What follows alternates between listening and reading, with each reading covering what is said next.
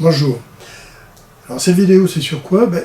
C'est spécifique cette vidéo. Cette vidéo elle est sur deux questions qui ont été posées par deux élèves différents.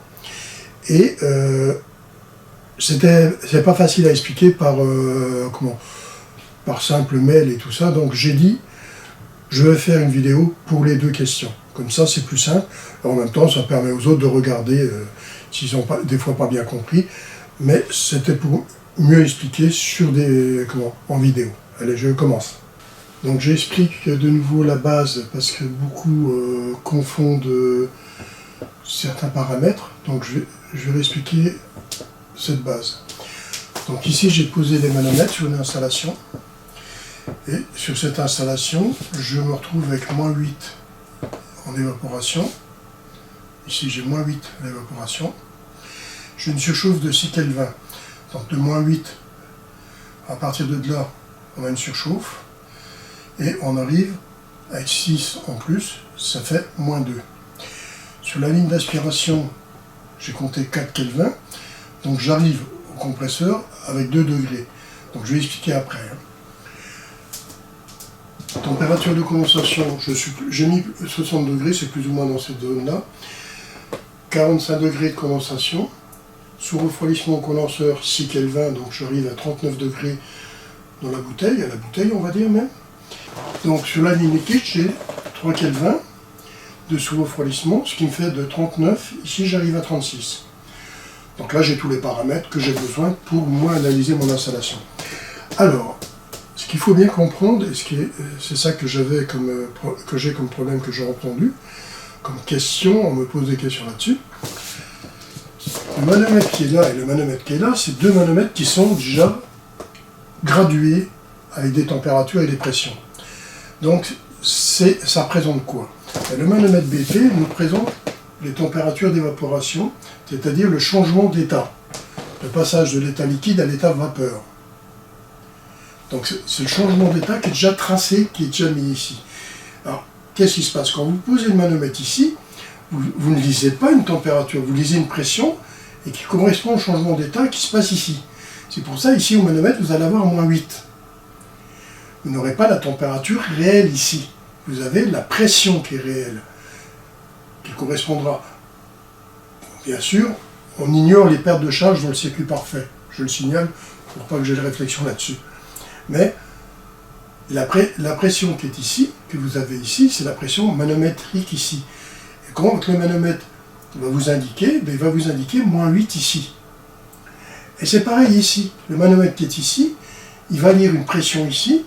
Et comme le manomètre aussi est pré-réglé, c'est un changement d'état, mais là, c'est le contraire, c'est le passage de l'état vapeur à l'état liquide, changement d'état qui se passe au milieu dans mon condenseur ici. Et là, on a 45 degrés. On va lire 45 degrés, qui a un rapport avec la pression. Mais la température que j'ai 60 degrés, ça ne correspond pas à ça ici.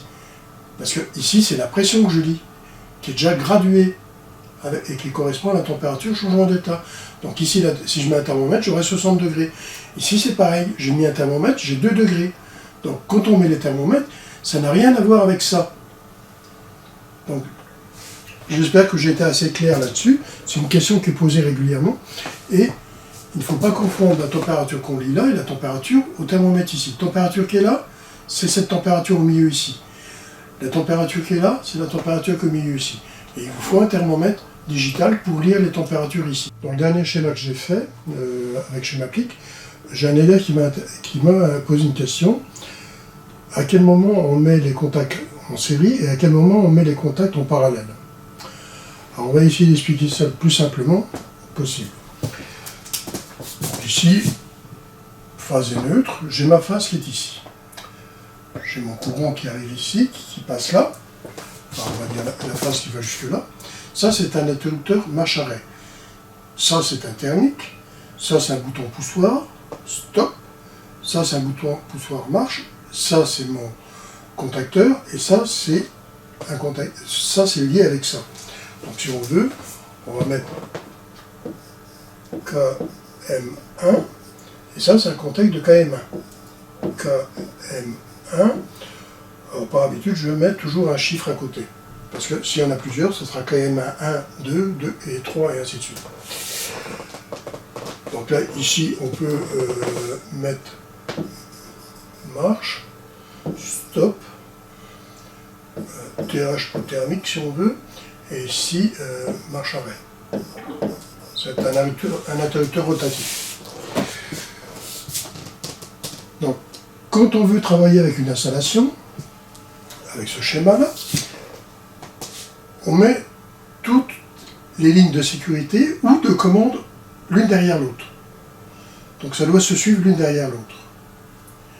Donc ici, on voit bien que si je appuie là, que je ferme ici, ben, ça va rentrer là, ça va aller là, ça va aller là. Arriver là, ben, je pousse ici. Alors ici, c'est spécifique. Ici, j'en ai deux en parallèle, justement. C'est là que ça peut poser question. Quand j'appuie là, je donne l'ordre à mon KM1 de fermer le contact ici.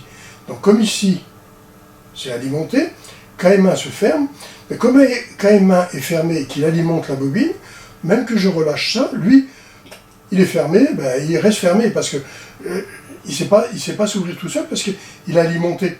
Comme il a alimenté, ben, le contact reste fermé. Alors, quand est-ce qu'on met du parallèle? Ben, c'est quand on veut faire des dérivations. Donc moi ici, j'imagine que j'ai un cours d'eau. Le cours d'eau, il arrive ici, il passe là, il passe là, il passe là. Et il y a un moment, j'ai appuyé sur l'interrupteur ici, l'eau a passé ici, et puis j'ai rouvert. Ben, qu'est-ce que je fais? Ben, j'autorise à l'autre pont de pouvoir avoir l'eau qui passe ici. Donc ça veut dire quoi? Ben, que je peux passer là ou là. Mais ici, c'est momentané, tandis que ça, c'est en continu, si ça, c'est alimenté. Alors comment je m'arrête? Ben, j'appuie ici, ça va s'ouvrir. Donc ici, c'est plus alimenté par là. Donc ça vient par là, par là, par là, par là. Ça vient là. Puisque ça c'est fermé, puis ça c'était fermé. Donc ça vient là, ça vient là. Comme j'ai ouvert ici, eh ben, hop, c'est stoppé ici. Je ne suis plus alimenté. Le relais relâche. Ça retombe. Je peux relâcher mon bouton, puisque ça c'est momentané. Il revient. Et quand il revient, ben, ici c'est plus alimenté, donc lui il est ouvert. Lui, j'ai pas appuyé dessus, donc KM1 n'est plus alimenté. Donc, les commandes se mettent en général en série. Quand on veut dériver quelque chose, on met quelque chose en parallèle, et c'est comme ça que ça fonctionne. Ok? On verra dans les schémas plus complexes comment c'est. Je reparlerai de ça plus tard, mais c'était pour expliquer cette base.